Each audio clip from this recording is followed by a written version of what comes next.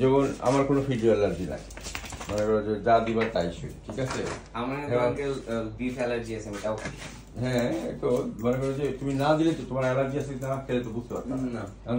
তুমি বলো যে না এই কি বলে আমি মাংস খাবোই না, তাহলে হলো না। থ্যাংক ইউ হ্যান্ডশেক করো। তোমার যে মাংস খাওয়ার কথা কইছি, মাংস যে তুমি খাইতেছো ঢুমাইয়া কোরবানির মাংস তুমি ফ্রিজ সব শেষ করে দিতেছো, তাহলে কেমনে কাকু? কয় যে আরো কি আছে সব, কোয়েলের পাখি ডিম খাওয়ায় আমারে, হ্যাঁ মুরগির মাংস, গরুর মাংস, খাসির মাংস খাওয়ায়, যার ফলে আমার দেখেন কোট দেখছেন পুরা শো কোয়ালিটি কোট কাকু।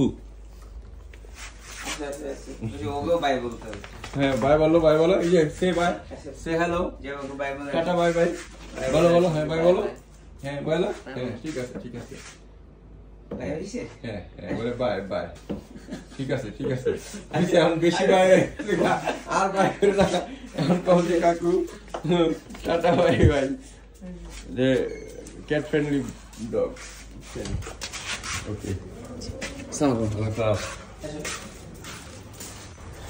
আর এই কাজে মাংসটা একটু বেশি খাওয়া হয়, হ্যাঁ বৃষ্টির কারণে না, ওই যে তোমার ভ্যাকসিনের পর প্রোটিন মানে অ্যান্টিবডি যেটা তৈরি হয় এটা তো প্রোটিন।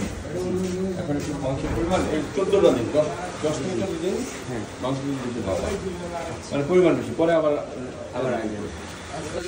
ওয়ালাইকুম আসসালাম। এই মাথায় 30 টাকা দেন